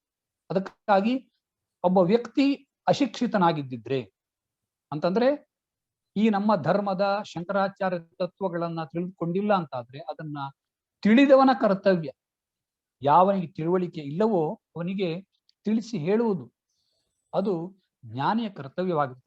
ಆ ದೃಷ್ಟಿಯಲ್ಲಿ ನಮ್ಗೇನು ಬಹಳ ಗೊತ್ತಿಲ್ಲ, ಅಲ್ಪ ಸ್ವಲ್ಪ ತಿಳಿದಿದ್ದೇವೆ, ಆದ್ರೆ ಅಷ್ಟನ್ನಾದ್ರೂ ಬೇರೆಯವರಿಗೆ ಉಪದೇಶ ಮಾಡಿದ್ರೆ ಅವರು ಒಂದಿಷ್ಟನ್ನಾದ್ರೂ ಕೆಲವು ಅಂಶವನ್ನು ಗ್ರಹಿಸ್ತಾರೆ. ಅಲ್ಲಿಗೆ ನಾವು ಮಾರ್ಗಸ್ಥೋ ನಾಮಸಿದ್ಧತೆ ಅಂತ ಹೇಳ್ತಾರೆ. ಒಳ್ಳೆಯ ದಾರಿಯಲ್ಲಿದ್ದವನಿಗೆ ಇವತ್ತೇ ಎಲ್ಲಾ ಫಲವೂ ಸಿದ್ಧವಾಗ್ಬಿಡ್ತದೆ ಅಂತ ಅರ್ಥವಲ್ಲ. ಅವನು ಒಳ್ಳೆಯ ದಾರಿಯಲ್ಲಿದ್ದ ಕಾರಣ ಇವತ್ತೆಲ್ಲ ನಾಳೆ ಅವಶ್ಯವಾಗಿಯೂ ನಹಿ ಕಲ್ಯಾಣ ಕೃತ್ ಕಷ್ಟಿತ್ ದುರ್ಗತಿಂ ತಾತಗಚ್ಚತಿ. ಒಳ್ಳೆಯ ಕೆಲಸ ಮಾಡದವನಿಗೆ ಎಂದಿಗೂ ಸಹ ಅನಿಷ್ಟ. ತಾತ್ಕಾಲಿಕವಾದಂತಹ ಏನೋ ತೊಂದರೆಗಳು ಬರಬಹುದು, ಆದರೆ ಕೊನೆಯ ಒಂದು ಪರ್ಯವಸಾನ ದೃಷ್ಟಿಯಿಂದ ನೋಡಿದಾಗ ಅವನು ಒಳ್ಳೆಯ ಫಲವನ್ನೇ ಪಡೀತಾನೆ ಅಂತ ಹೇಳ್ತಾ ಇವತ್ತೊಂದು ಅದ್ಭುತವಾದಂತಹ ಈ ವ್ಯಾಖ್ಯಾನ ಮಾಲೆಯನ್ನ ವೇದ ವಿಜ್ಞಾನ ಶೋಧ ಸಂಸ್ಥಾನ ಅದು ಹಮ್ಮಿಕೊಂಡಿದೆ. ನಮ್ಮ ಆತ್ಮೀಯ ಮಿತ್ರರು ವಿದ್ವಾಂಸರು ಆದಂತಹ ಮಹಾಬಲೇಶ್ವರ ಭಟ್ರು ಹಾಗೂ ನಾನಾ ವಿಧವಾದಂತಹ ಪುರಸ್ಕಾರಗಳಿಂದ ಪುರಸ್ಕೃತರಾಗಿ ಇವತ್ತು ರಾಷ್ಟ್ರ ಮಟ್ಟದಲ್ಲಿ ವಿಖ್ಯಾತರಾಗಿರುವಂತಹ ಆಚಾರ್ಯರಾದ ರಾಮಚಂದ್ರ ಭಟ್ರು ಇವರೆಲ್ಲರ ಪರಿಶ್ರಮದಲ್ಲಿ ಒಂದು ಒಳ್ಳೆಯ ಕಾರ್ಯಕ್ರಮದ ಆಯೋಜನೆಯನ್ನು ಮಾಡಿದ್ದಾರೆ. ಎಲ್ಲರಿಗೂ ಸಹ ನನ್ನ ಪ್ರಣಾಮ ಪೂರ್ವಕವಾದಂತಹ ಅಭಿನಂದನೆಗಳು. ಇದೇ ರೀತಿಯಾಗಿ ವೇದ ವಿಜ್ಞಾನ ಗುರುಕುಲ ಮತ್ತು ಶೋಧ ಸಂಸ್ಥಾನಗಳ ಕಾರ್ಯ ಮುಂದುವರಲಿ ಅಂತ ಆಶಿಸ್ತೇನೆ. ಎಲ್ಲರಿಗೂ ಸಹ ಧನ್ಯವಾದಗಳು. ಈವರೆಗೆ ಜ್ಞಾನಕ್ಕೆ ಸಮಾನವಾದ್ದು ಯಾವುದೂ ಇಲ್ಲ ಎಂಬ ಸಂದೇಶವನ್ನ ಸಾರಿದಂತಹ, ಸಂಸ್ಕೃತದ ಮೂಲಕ ಸಂಸ್ಕೃತಿಯನ್ನ ಎತ್ತಿ ಹಿಡಿದಂತಹ ಶಂಕರರ ವಿಚಾರವನ್ನ ಸಂಕ್ಷಿಪ್ತವಾಗಿ ಆದರೂ ಕೂಡ ಸಾರಭೂತವಾಗಿ ವಿಶ್ವತೋಮುಖವಾಗಿ ಪರಿಚಯಿಸಿದಂತಹ ವಿದ್ವಾನ್ ಗಣೇಶ ಈಶ್ವರ ಭಟ್ರಿಗೆ ಅತ್ಯಂತ ಹಾರ್ದಿಕ ಧನ್ಯವಾದಗಳು. ಕೇವಲ 2 ದಿನದ ಹಿಂದೆ ಅಷ್ಟೇ ನಾವು ಅವರಲ್ಲಿ ಪ್ರಾರ್ಥನೆಯನ್ನ ಮಾಡ್ಕೊಂಡ್ವಿ. ಶಂಕರರ ಸಂದೇಶವನ್ನ ತಾವು ಭಾಗವಹಿಸಿ ವಿದ್ಯಾರ್ಥಿಗಳಿಗೆ ಮತ್ತು ಆಸಕ್ತರಿಗೆ ಈ ಸಂದೇಶವನ್ನ ಕೊಡಬೇಕು ಅಂತ ಹೇಳಿ ಅತ್ಯಂತ ಸಂತೋಷದಿಂದ ನಮ್ಮ ಪ್ರಾರ್ಥನೆಯನ್ನ ಮನ್ನಿಸಿ ಈ ಕಾರ್ಯಕ್ರಮದಲ್ಲಿ ಅವರು ಭಾಗವಹಿಸಿದ್ರು ಮತ್ತು ಅತ್ಯಂತ ಸುಂದರವಾಗಿ ಸಂಕ್ಷಿಪ್ತವಾಗಿ ಸಾರಭೂತವಾಗಿ ಶಂಕರರ ಸಂದೇಶವನ್ನ ಮನಮುಟ್ಟುವಂತೆ ಎಲ್ಲರಿಗೂ ಕೂಡ ತಿಳಿಸಿಕೊಟ್ಟಿದ್ದಾರೆ. ಹಾಗಾಗಿ ಅವರಿಗೆ ವೇದ ವಿಜ್ಞಾನ ಗುರುಕುಲದ ಪರವಾಗಿ ಮತ್ತು ವೇದ ವಿಜ್ಞಾನ ಶೋಧ ಸಂಸ್ಥಾನದ ಪರವಾಗಿ ಹಾರ್ದಿಕ ಧನ್ಯವಾದಗಳನ್ನ ಅರ್ಪಿಸ್ತೇನೆ. ಅದೇ ರೀತಿ ಈ ಕಾರ್ಯಕ್ರಮದಲ್ಲಿ ಭಾಗವಹಿಸಿದಂತಹ ಶಂಕರರ ಜೀವನ ಸಂದೇಶ ಸುಧೆಯನ್ನ ಸವಿಯಲು ಬಂದಂತಹ ಎಲ್ಲರಿಗೂ ಕೂಡ ಧನ್ಯವಾದಗಳನ್ನ ಸಮರ್ಪಿಸ್ತೇನೆ.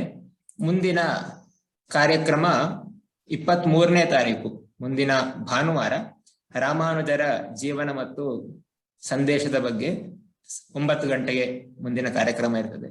ಅವತ್ತು ಕೂಡ ನಾವೆಲ್ಲರೂ ಕೂಡ ಪುನಃ ಸೇರೋಣ ಅಂತ ಹೇಳ್ತಾ ಶಾಂತಿ ಮಂತ್ರದೊಂದಿಗೆ ಈ ಕಾರ್ಯಕ್ರಮ ಮುಕ್ತಾಯವಾಗ್ತದೆ. ಶಾಂತಿ ಮಂತ್ರ.